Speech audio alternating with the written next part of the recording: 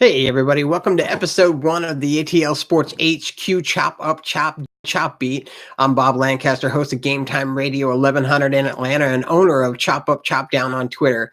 Myself, along with my site manager Twyla White at the Bear 2878, will be with you all year long for exclusive Braves news and in-game tweeting. We strive to be the place you, the fans, want to go for information and content, as we are two huge Braves fans as well. On the games I cover personally, I'll be bringing you press conferences and exclusive interviews through Periscope, which will stream on the Twitter page. Let's get into some of the news. Let's start with the biggest news that came down. Ronald Acuna has signed an 8-year contract extension for $100 million, keeping him with the Braves through the 2026 season. The deal also has 2 club options for 2027 and 2028 at $17 million per year. Acuna at 21 becomes the youngest player to sign a contract worth at least $100 million. This deal was an absolute steal for the Braves at this point in his career. By buying out his arbitrators alone, the Braves probably save, I'd say, roughly about $15 to $25 million.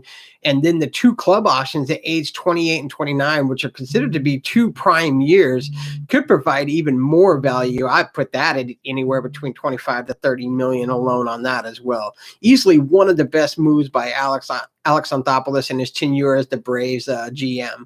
Before I get into Braves recap, I just wanted to give a quick shout out to MLB and Braves Hall of Famer and Braves legend Bobby Cox, who suffered a stroke yesterday.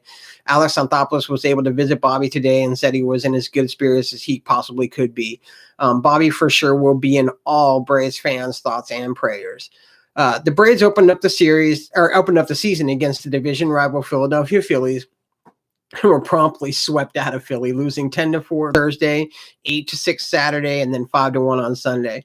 On Thursday, Julio Teheran pitched decent enough to win, but the bullpen, which was often criticized and went pretty much unattended this offseason, imploded. Shane Carl went 2/3 of an inning, walking 2 and giving up 3 earned runs, and Luke Jackson, who for some reason made the roster, went 1 inning, walking 2 batters and gave up 4 earned runs as well. Saturday's game starter, Bryce Wilson, struggled with command most of the game. He only went 3 1/3 inning, walking 4, along with giving up 4 earned runs. The bullpen, again, couldn't stop the bleeding, as Wes Parsons, Jesse Biddle, and newcomer Josh Tomlin all gave up runs as well. Sunday, walks again were the issue, as the Braves walked 9 batters as a team, and Shane Carl struggled in the pen, walking 2 and giving up 2 earned runs. This series played into a lot of what people feared about the Braves going into the season. That was the inability for starters to go deep into games due to walks, and then a bullpen not being good enough to compensate for bad starts. I think we all know Craig Kimbrell's still out there. Looks like the hang-up is, over guaranteed years. I've heard he wants at least 3 years, and, no team has given that to him yet. So he may be playing himself out of what the market is considered to be for him, but good for him for holding out to what he thinks he deserves. He's the best closer in baseball, so I don't see why, a 3 years would be a hang-up. But that's what I've heard is that hang up, and that's why he's not signed with anybody yet. So hopefully the Braves will be able to get something done with him, though, because I know we'd all love to have him back. On the injury front, Thursday night, Mike Foltynewicz will throw a game in Gwinnett. They're hoping to get him about 85 pitches in, and then he may be coming off the disabled list, I'm guessing April 5th or so, which would be about a week ahead of schedule. Kevin Gausman is actually looking pretty good. He's hoping to start Friday, actually, against the Marlins.